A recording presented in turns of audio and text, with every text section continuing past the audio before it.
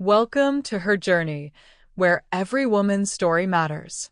If you're ready for a story that will make your blood boil and your heart race, then you've come to the right place. Hit that subscribe button right now because today's story is about a 70-year-old woman named Margaret Blake who discovered that the sweetest revenge isn't always served cold.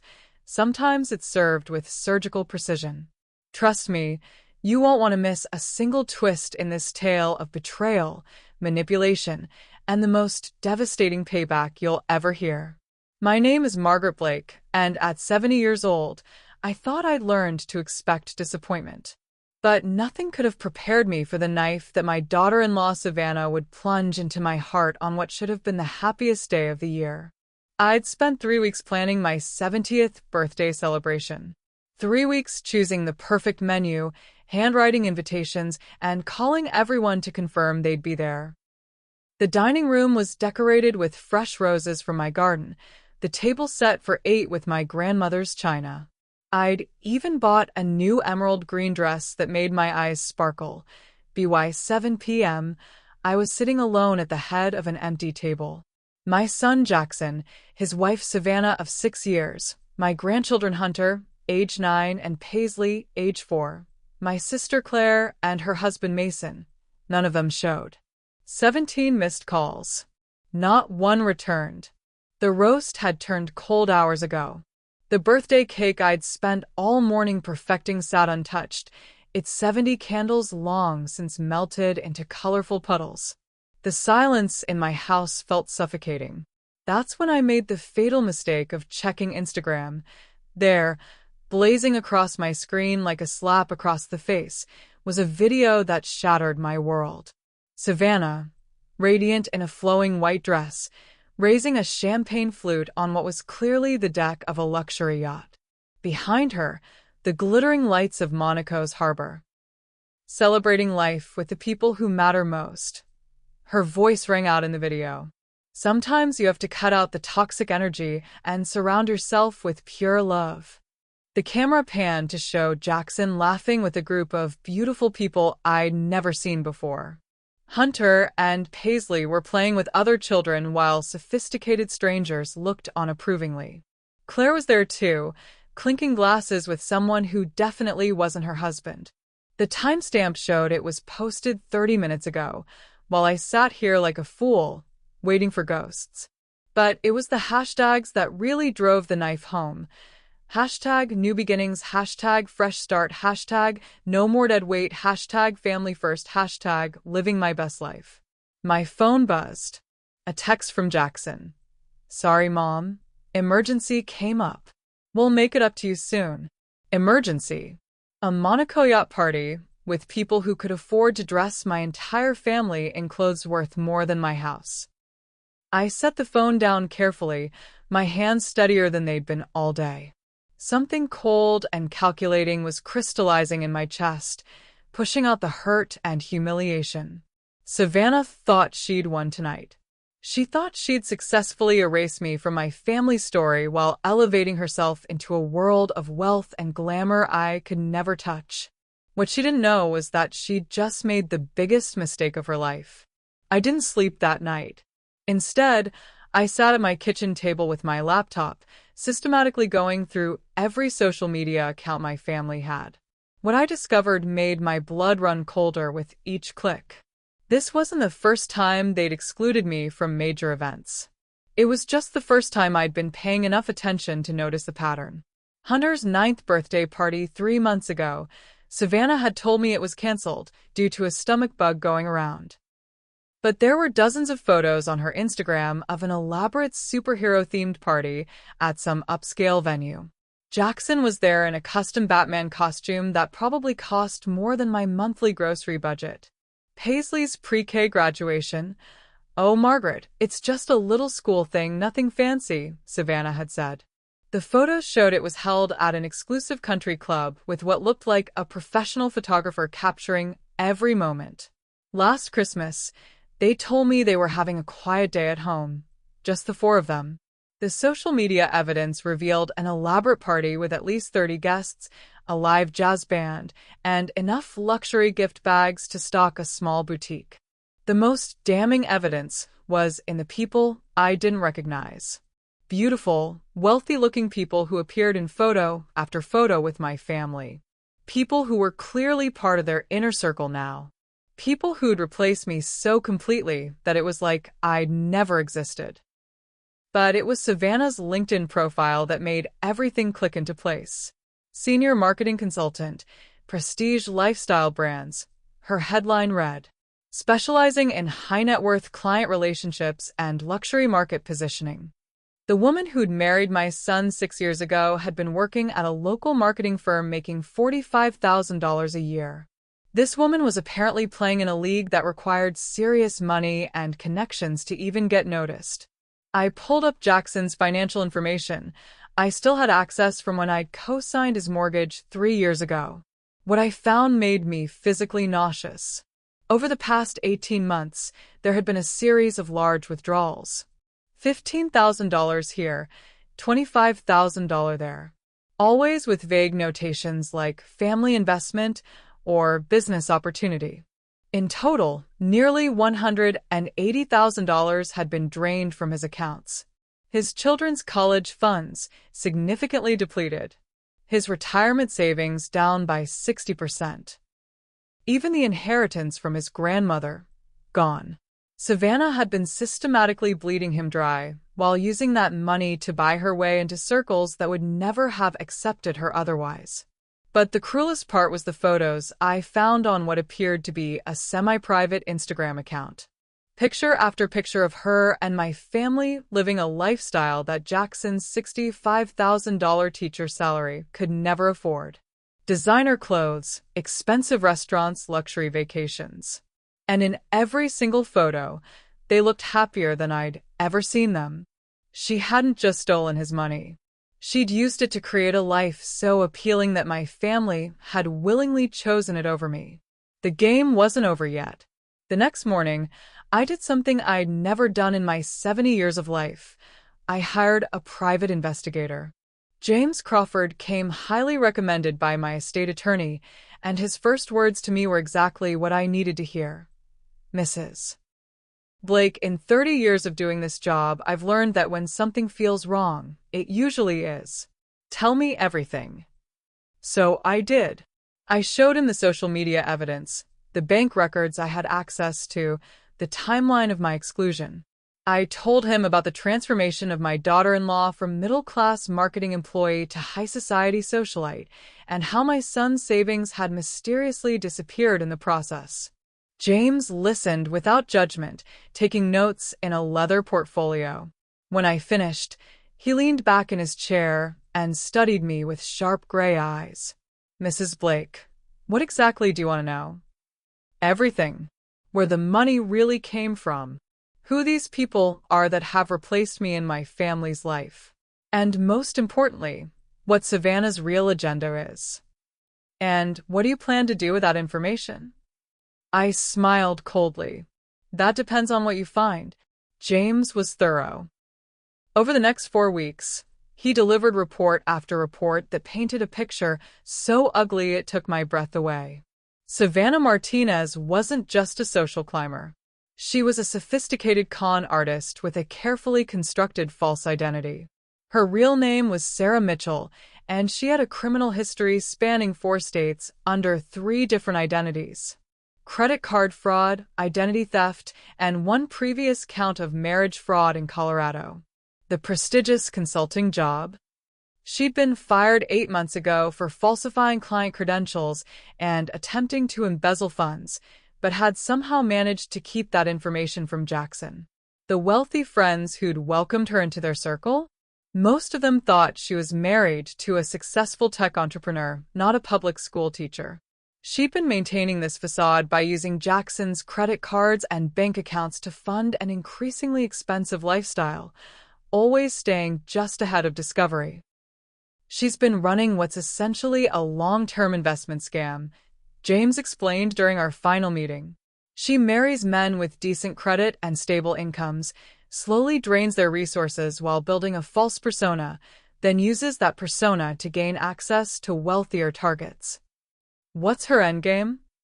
Based on the pattern from her previous marriages, she's probably planning to disappear. She's been funneling money into offshore accounts for the past year.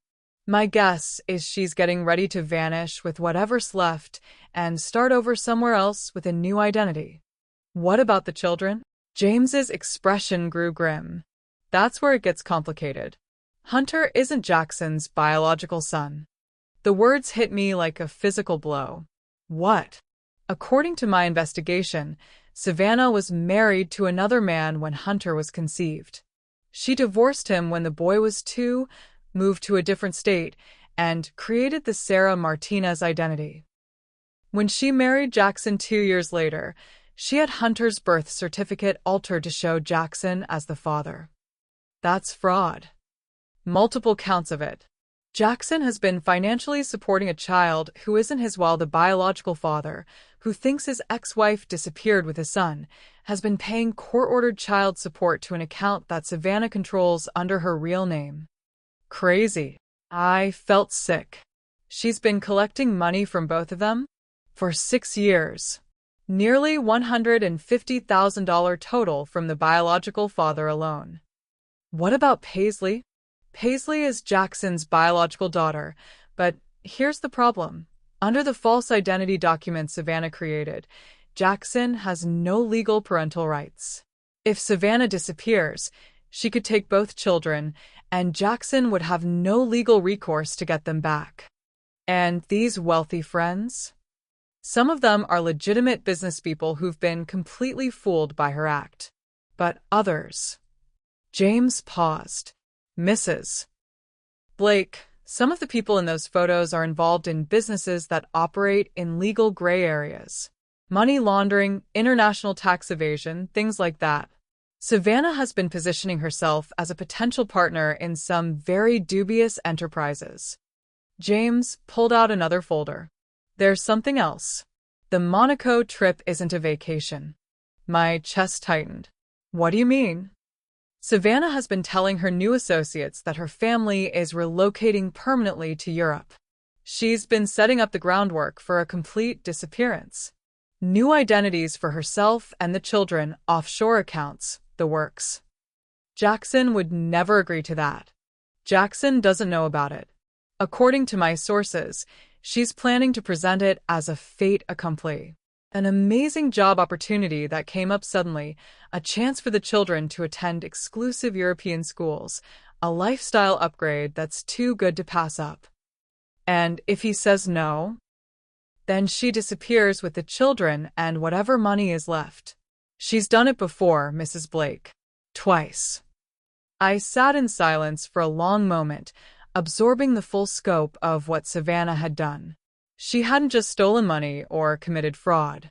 She'd stolen my family and was planning to steal them permanently. James, I said finally, my voice steady and cold. I need you to do something else for me. What's that, Mrs. Blake? I need you to help me stop her.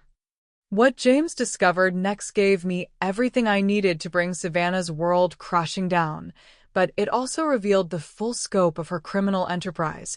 Her new wealthy friends weren't just random socialites. They were unwitting participants in an elaborate money laundering scheme. Savannah had been convincing them to invest in luxury real estate developments that existed only on paper, then using their money to fund her lifestyle while promising extraordinary returns. It's a sophisticated Ponzi scheme, James explained. She's been using new investor money to pay returns to earlier investors, all while skimming off the top. The Monaco trip? That's her exit strategy. She's planning to disappear with the remaining funds, nearly $800,000, and leave everyone holding worthless investment certificates. Including Jackson? Especially Jackson. She's been using his identity and financial information to create fake investment documents. When this collapses, he won't just lose his family. He could face federal charges for securities fraud. I stared at the documentation James had compiled. Forged investment certificates, fake bank statements, recorded phone conversations where Savannah promised returns that were mathematically impossible. She'd built an elaborate house of cards, and my son was going to be crushed when it fell. Unless I acted first. I need you to put me in contact with someone at the FBI, I said. James raised an eyebrow. Mrs. Blake, once you go down this path, there's no turning back. Savannah will go to prison, but your family will be devastated. Jackson will lose everything, his savings, his house, possibly his job if the school district thinks he was involved. And if I don't act, she disappears with the children. Jackson loses everything anyway, and she moves on to destroy the next family. Then we stop her. But James had one more revelation that changed everything. Mrs. Blake, there's something else you need to know. Hunter's biological father has been looking for him. My blood ran cold. What? Austin Reed. He's been searching for his son for 7 years. He's hired multiple private investigators, posted on missing children websites, never stopped believing that someday he'd find Hunter. When Savannah disappeared with his son, she violated a custody agreement. Austin has legal rights that supersede anything Jackson believes he has. What kind of man is he? A good one, from what I can tell. Software engineer, stable. While Austin contacted the authorities about his missing son, I was setting up my own trap. I'd learned something crucial from James's investigation. Savannah's greatest weakness was her ego. She couldn't resist an opportunity to prove how superior she was, especially to someone she'd successfully marginalized. I gave her exactly what she couldn't resist: competition. I hired a public relations firm, the best money could buy, and had them craft a story about my remarkable transformation after my 70th birthday. Suddenly, Margaret Blake was everywhere. Society pages, lifestyle magazines, local television interviews about reinventing yourself at any age. The story was carefully constructed. After being overlooked by my ungrateful family, I decided to stop waiting for approval and start living for myself. I'd sold some inherited property, which I actually had, invested wisely, and was now living my best life as a philanthropist and patron of the arts. Photos appeared of me at gallery openings, charity luncheons, and exclusive events. Always impeccably dressed, always surrounded by interesting people, always looking like I was having the time of my life. Because I was. For the first time in years, I was the center of attention instead of being pushed to the margins. And every photo, every interview, every mention in the society pages was a direct message to Savannah. Look what you lost when you counted me out. It took exactly 1 week for her to take the bait. Margaret, she gushed into the phone, her voice dripping with fake enthusiasm. I've been seeing you everywhere. The internet in Monaco is terrible, so I'm just now catching up. You look absolutely amazing. Thank you, dear. I've been having quite an adventure since my birthday. I feel so terrible that we missed your party. The trip came up so suddenly, and you know how these business opportunities are. Of course. I understand completely. Actually, it worked out perfectly. I ended up having a much more interesting evening than I'd planned. I could hear the confusion in her voice. This wasn't the broken, pathetic woman she'd expected to find. Well, we'll definitely make it up to you when we get back. Maybe we could all go to dinner somewhere nice. That sounds lovely, though my schedule has been quite busy lately. Oh, what have you been up to? And there it was, the opening I'd been waiting for. Just some new interests I've been exploring. Art collecting mostly. Did you see the piece in the local magazine about my recent acquisitions? There had been a piece. James had arranged for a legitimate art dealer to loan me several valuable paintings for a photo shoot, creating the impression that I'd become a serious collector overnight. I know, I must have missed it. It's causing quite a stir in certain circles. Apparently, I have better taste than anyone expected. I paused, letting that sink in. It's amazing what you can accomplish when you stop letting other people limit your potential. That's wonderful, Margaret. I'm so happy for you. But she didn't sound happy. She sounded confused and maybe a little threatened. Thank you, sweetheart. Now, tell me about Monaco. Are you enjoying spending my son's inheritance? The line went dead silent. I'm sorry. What did you just say? Oh, did I say that out loud? I meant to ask if you're enjoying the beautiful Mediterranean weather. Sometimes my mouth gets ahead of my brain. It's all this excitement for my new social circle. They're such fascinating people. Very well connected. Margaret, is everything okay? You sound different. Doi. How lovely. The FBI agents say the same thing. Such charming people. Very professional. Another long silence. FBI agents? Oh, yes, I've been working with them on a fascinating case. Something about international money laundering and investment fraud. You'd be surprised how interested they are in people who use false identities to steal from investors. I could hear her breathing, fast and shallow. Margaret, I think there might be some confusion. No confusion at all, Sarah. The name hung in the air like a death sentence. I think you have me confused with someone else. Sarah Mitchell, aged 36, currently wanted by the FBI for securities fraud, identity theft, and violation of federal custody laws. Does that ring any bells? She hung up. I smiled and poured myself a glass of wine. Phase 2 was complete. Within 2 hours, my phone was ringing again. This time it was Jackson.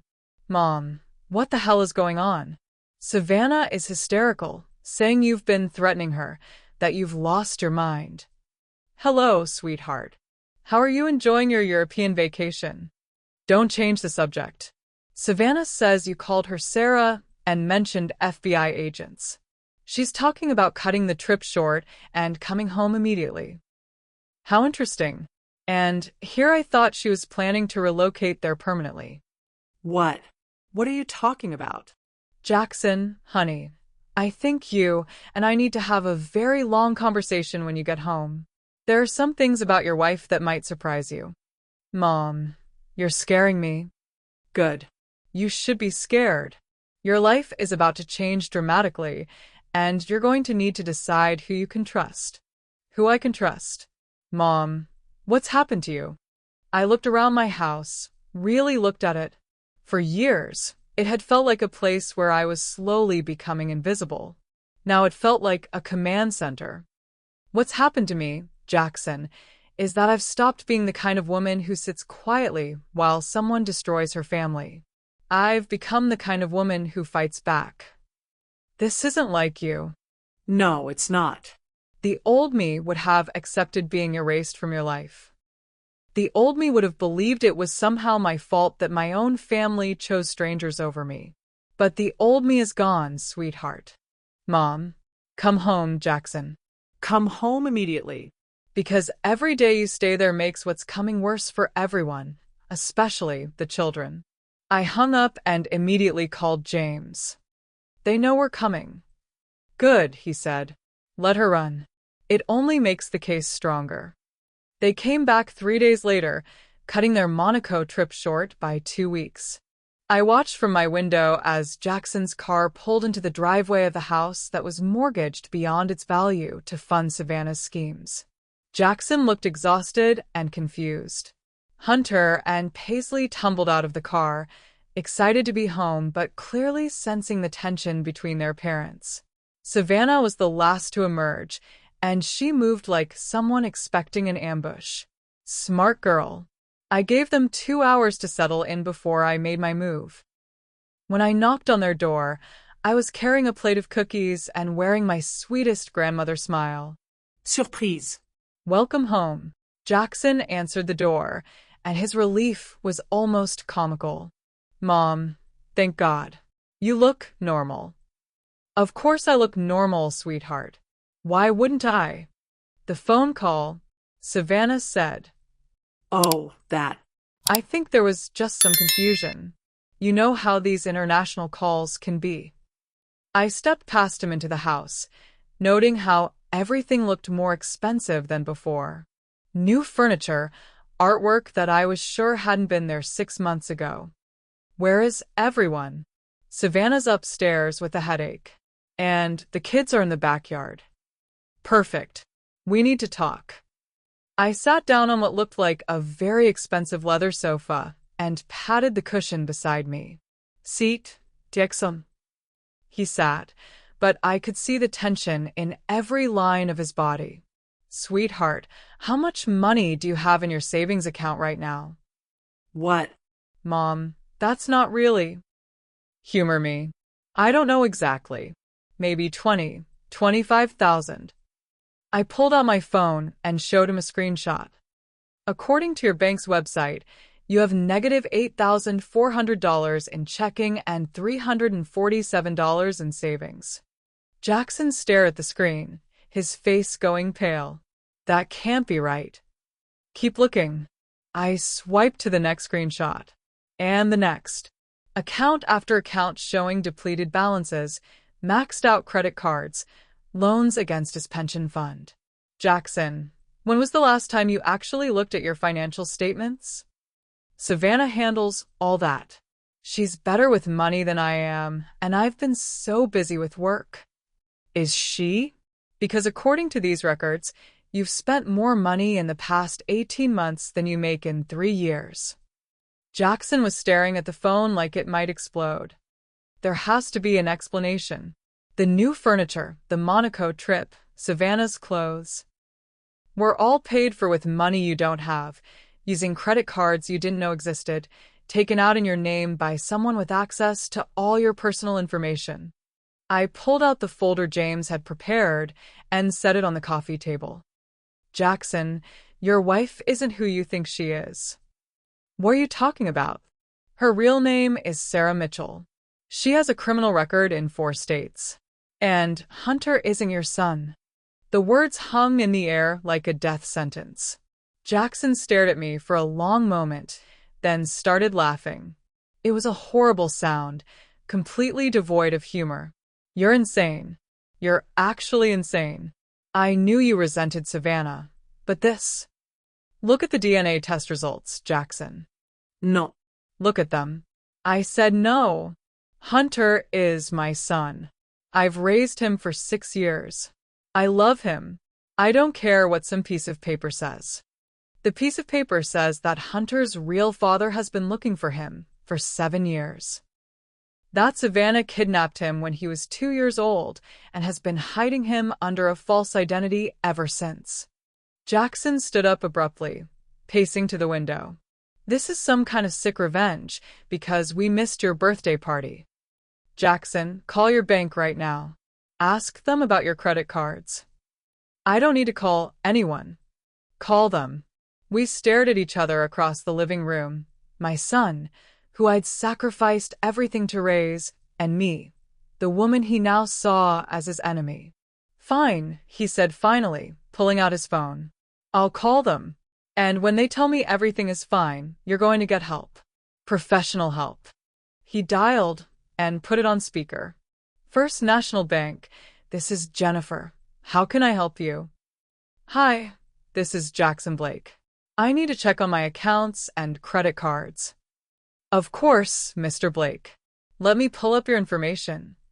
After the security questions, there was a pause. Mr. Blake, I'm showing... After the security questions, there was a pause. Mr. Blake, I'm showing that you have several accounts that are currently overdrawn and multiple credit cards that are at or near their limits. Would you like me to go through them individually? Jackson's face went white. That has to be a mistake. Sir, your primary checking account shows a balance of negative $8,400. Your savings account shows $347. And I see 7 credit cards associated with your social security number, 6 of which are maxed out. 7 credit cards? I only have 2 credit cards. According to our records, you've opened 5 additional cards in the past 18 months. The most recent was opened just 3 weeks ago. The phone slipped from Jackson's hand and clattered on the floor. Jackson. Savannah's voice came from the stairs. Who was that on the phone? She appeared in the doorway, took one look at Jackson's face and the papers scattered on the coffee table, and I saw her mask slip for just a moment. Underneath the sweet, concerned wife was something cold and calculating. "Hello, Sarah," I said quietly. She went very, very still. "Jackson, honey, what's going on?" Jackson was staring at her like he'd never seen her before. "How many credit cards do I have?" What? "Why are you asking that? Just answer the question." "You have two. The Visa and the MasterCard." "The bank says I have 7. She looked between Jackson and me, and I could see her calculating, trying to figure out how much I knew. "That's impossible. There must be some mistake." "Savannah," Jackson's voice was getting louder, "how much money do we have in savings?" "We have plenty. You don't need to worry about money." "How much?" "Jackson, you're scaring me." "I'm scaring you?" He picked up the bank statement from the coffee table. "According to this, we have $300 in savings, and we owe more money than I make in 3 years. That can't be right. And according to this," he picked up the DNA test results, "Hunter isn't my son." The mask came off completely then. The sweet, devoted wife disappeared, and what was left was someone I barely recognized. "You did this," she said, pointing at me. "You poisoned him against me." "I didn't have to poison him, Sarah. I just had to tell him the truth. My name is Savannah. Your name is Sarah Mitchell, and you're about to be arrested for fraud, identity theft, and kidnapping." She laughed, and it was a sound like breaking glass. "You think you're so smart, don't you? Smart enough to figure out your game before you could disappear with my family. Your family chose me. Jackson chose our life together. He chose me over you. He chose a lie." Savannah turned to Jackson, and for a moment, I saw something like genuine panic in her eyes. "Jackson, please. Don't let her destroy us. We can work this out." Jackson was staring at the DNA test results. 6 years, he said quietly. "For 6 years, I thought Hunter was my son. He is your son. You raised him. You love him. While his real father was looking for him. While you were collecting child support from both of us." It's more complicated than that." Is it? Because it seems pretty simple to me. "You stole someone's child, stole my money, and built a life based on lies." The sound of cars pulling into the driveway made us all freeze. Through the window, I could see black SUVs with government plates. "Margaret," Savannah whispered, and for the first time since I'd known her, she sounded genuinely afraid. Please. "Think about the children." "I am thinking about the children. I'm thinking about what's best for them." The doorbell rang, followed by heavy knocking. "FBI, open up." What followed was the most satisfying hour of my life. Agent Rebecca Chen took charge of the scene with military precision, her team spreading through the house like they'd done this 1,000 times before. Austin Reed was with them, his face a mixture of hope and terror as he prepared to see his son for the first time in 7 years. "Sarah Mitchell," Agent Chen said, reading from a warrant. "You're under arrest for kidnapping, identity theft, wire fraud, and money laundering. You have the right to remain silent." I watched from the couch as they handcuffed Savannah. Hunter had come running inside when he heard the commotion, confused and frightened by the strangers in his house. When he saw Austin, he went very still. "Mommy, who is that man?" Austin knelt down to Hunter's eye level, his voice gentle. "My name is Austin. I'm your dad." "No, you're not. Jackson is my dad." Austin's face crumpled. "You're right. Jackson is your dad too. But I'm your biological father. I've been looking for you for a very long time." Paisley clung to Jackson's leg, her little face white with terror. "Daddy, what's happening?" Jackson knelt down and pulled both children close, his own face streaked with tears. "I don't know yet, sweetheart. But we're going to figure out together." Agent Chen approached me as her team finished processing the scene. "Mrs. Blake, your information was invaluable. Cases like this are often impossible to prosecute because families don't want to cooperate. Having someone willing to come forward made all the difference. What happens now? Ms. Mitchell will be held pending trial. Given the flight risk and the international nature of some of the charges, she'll likely be denied bail. We're looking at federal charges that could mean 25 to 30 years. 25 to 30 years. Savannah would be in her 60s when she got out, if she ever got out. Her carefully constructed life was over. As they led her past me toward the door, Savannah stopped and looked directly at me. "I hope you're satisfied now," she said. "I am. Completely," I replied. After the FBI left, Jackson, Austin, and I sat in the living room while the children played upstairs, trying to process what had just happened. "I don't understand," Jackson said. "How long have you known?" "About 6 weeks. You could have told me immediately. You could have prevented all this." Austin spoke up. "Jackson, if Margaret had called you with stories about fraud and kidnapping, would you have believed her?"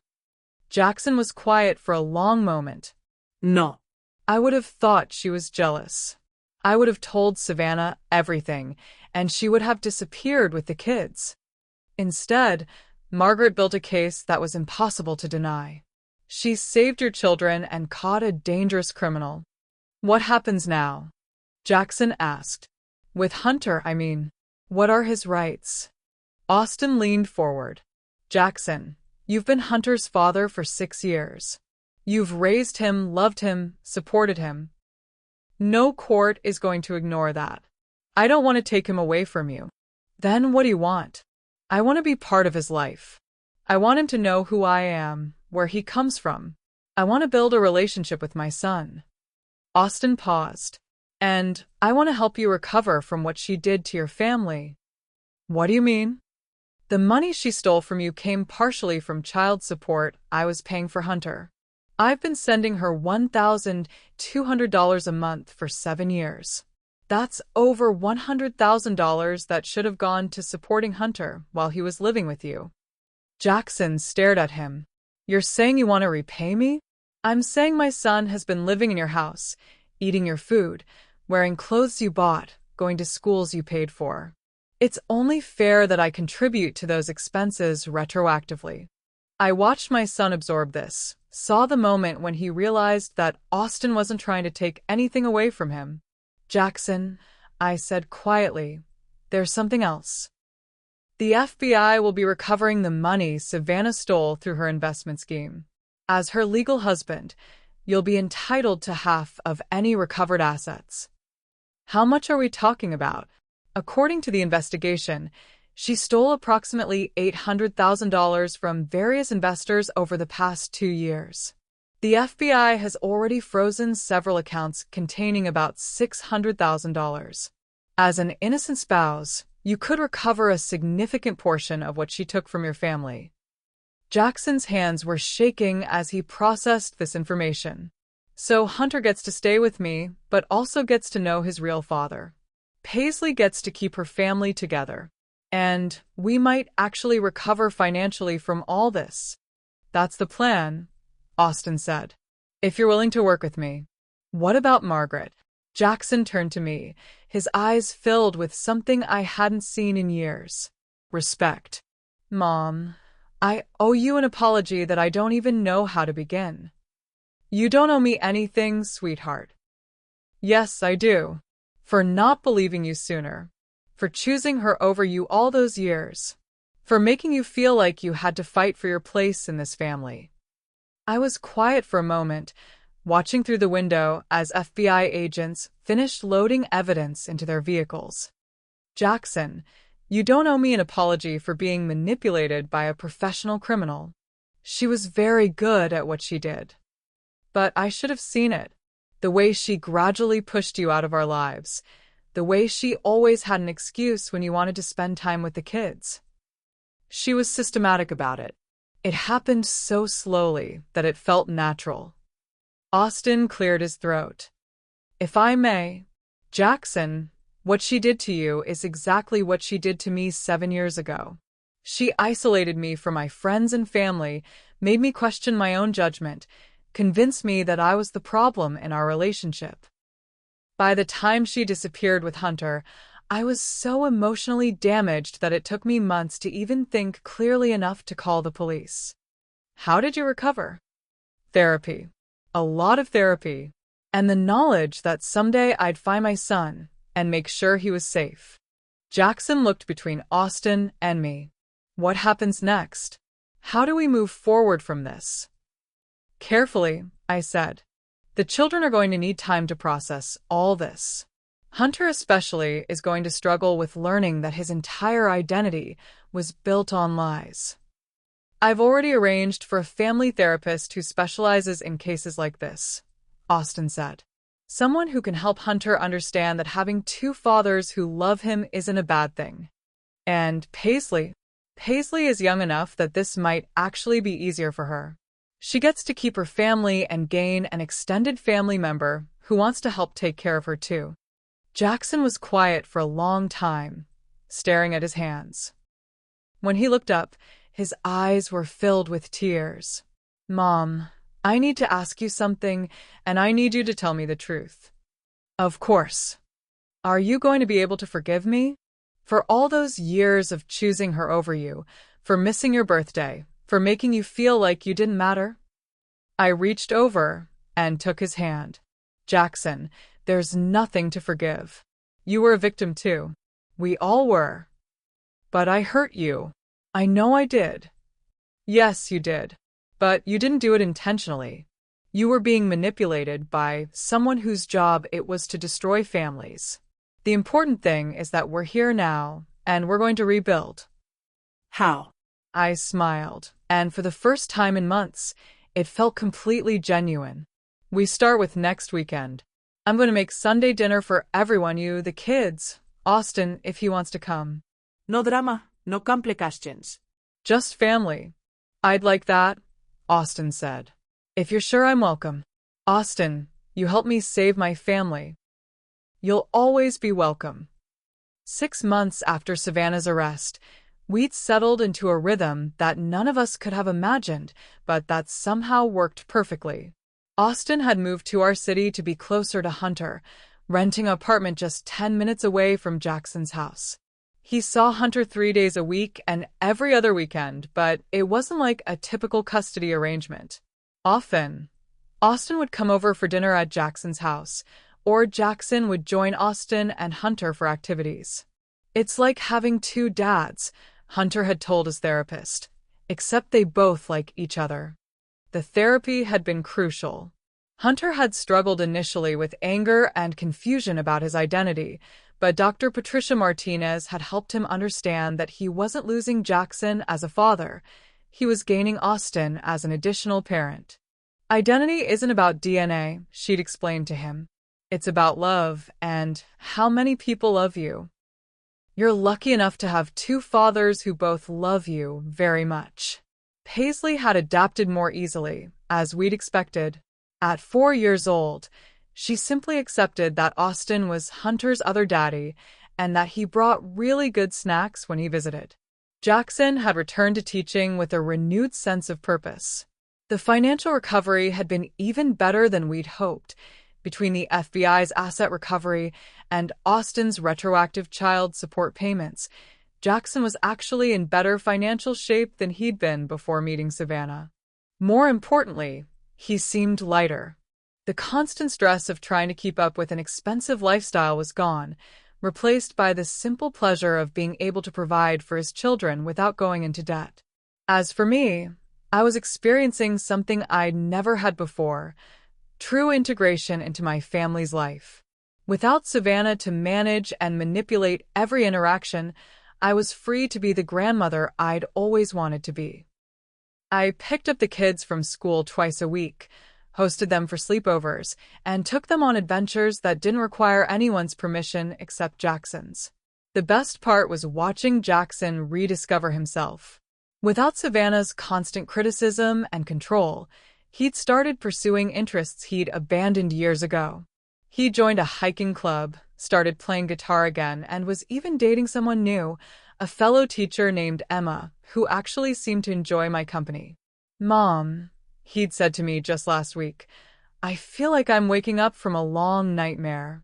That's exactly what it was, sweetheart. But it's over now.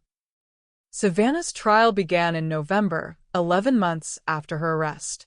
I attended every day, sitting in the front row where she couldn't miss me. She looked different in her orange jumpsuit and without her carefully applied makeup. Smaller, somehow. Less significant. The woman who'd commanded every room she entered now looked like what she'd always been, a common criminal. The prosecution's case was devastating. They had bank records, forged documents, recorded phone calls, and testimony from multiple victims across 4 states. The evidence of the investment fraud alone was enough to put her away for decades. Austin testified about losing his son for 7 years while unknowingly paying child support to the woman who'd kidnapped him. His voice remained steady throughout, but I could see the pain in his eyes as he described coming home to an empty apartment and a note saying he'd never see Hunter again. Jackson testified about how his wife had systematically drained their accounts while maintaining an elaborate facade of success. He showed the court bank statements proving he'd been left financially ruined while she lived a life of luxury funded by fraud.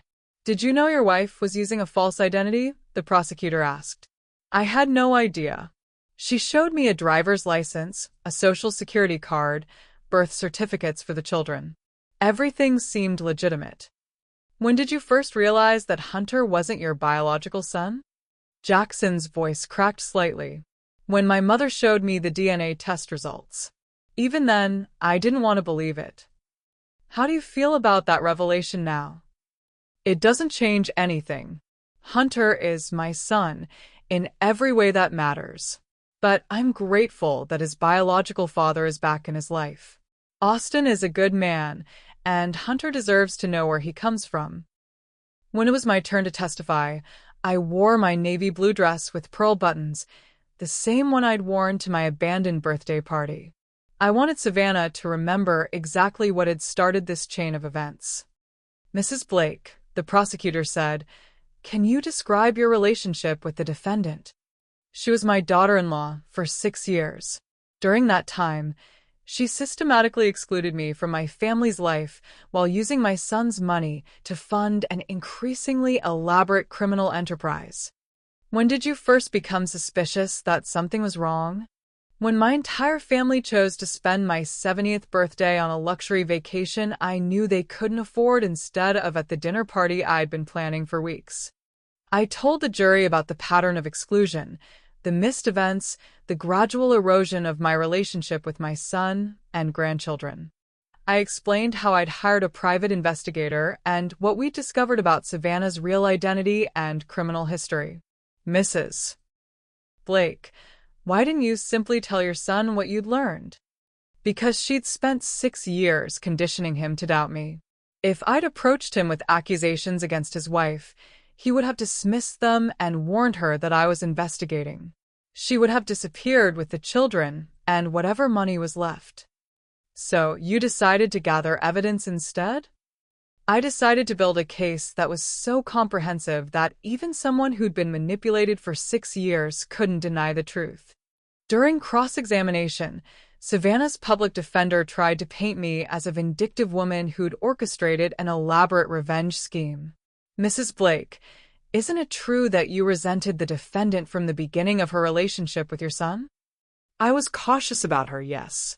Any mother would be when her son suddenly announced he was marrying a woman with very little verifiable personal history.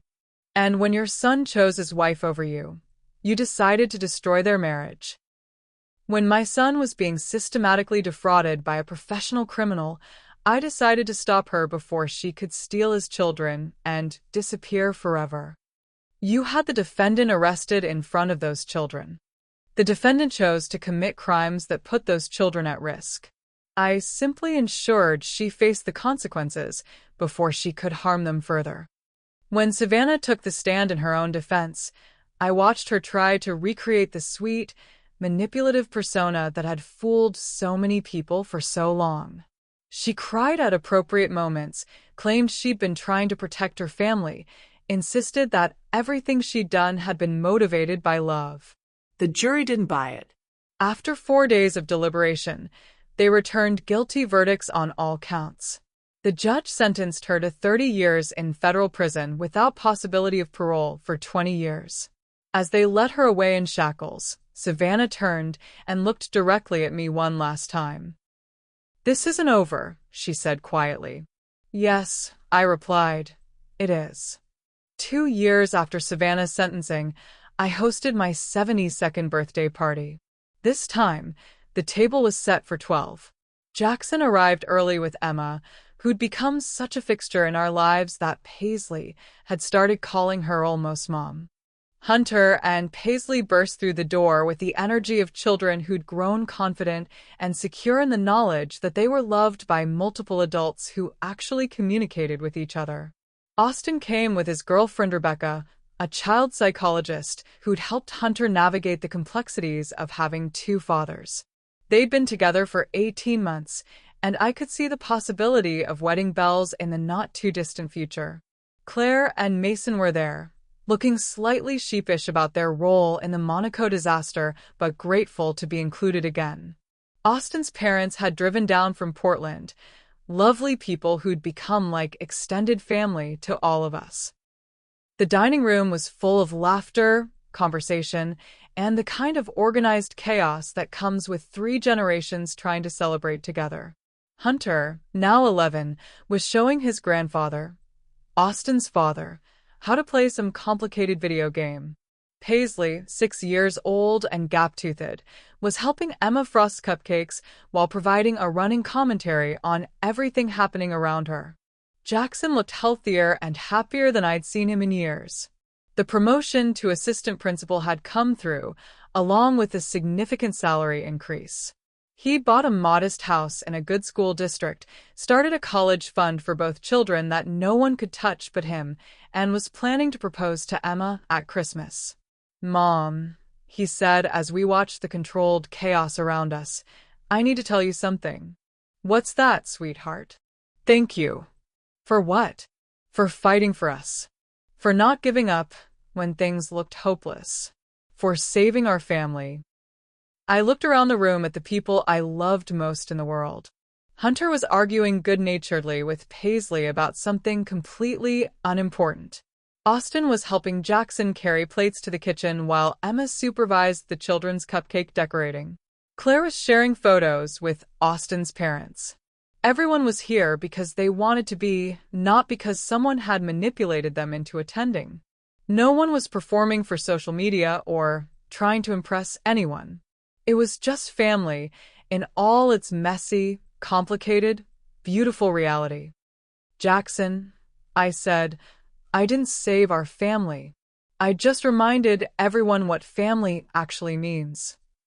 Which is showing up for each other, telling the truth even when it's hard, and never letting anyone convince you that love is conditional. And if someone tries to come between us again?" I smiled, thinking about Savannah sitting in her prison cell, planning appeals that would never succeed and nursing grievances that would never heal.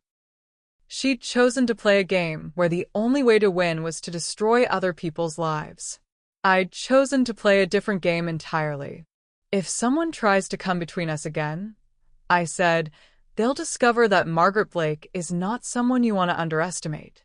As the evening wound down and everyone prepared to leave, Paisley climbed into my lap with a serious expression on her 6-year-old face. "Grandma Margaret, are you going to have another birthday party next year?" "I certainly hope so, sweetheart. And we'll all be here?" "Every single one of us," Jackson said, ruffling her hair. "Promise." "Promise." After everyone left, I sat alone in my dining room, looking at the empty plates and wine glasses, the crumpled wrapping paper and birthday cards scattered across the table. 2 years ago, this same room had been a monument to loneliness and rejection. Tonight, it had been the center of love and family and second chances. I thought about Savannah, probably lying in her narrow prison bunk, planning appeals that would never work and nursing grudges that would never heal. She'd spent years building a house of cards, and when it finally collapsed, she'd lost everything that mattered. Meanwhile, I'd gained everything I'd thought was lost forever. As I cleaned up the remnants of the perfect birthday party, I started planning next year's celebration. Maybe I'd invite Emma's parents. Maybe Austin's sister who lived in Seattle. Maybe some of the new friends I'd made through my volunteer work. The possibilities were endless, and for the first time in years, so was my future. Savannah had tried to erase me from my own family's story. Instead, she'd given me the motivation to write a completely new chapter. And this chapter had the perfect ending: a 72-year-old woman surrounded by people who chose to love her, not because they had to, but because they wanted to. Thank you for joining me on Margaret's journey of justice and triumph. If this story moved you, please hit that subscribe button and ring the notification bell so you never miss our latest stories of women who refuse to be silently erased. Remember, every woman has a story worth telling, and every story deserves to be heard. Until next time, this is her journey.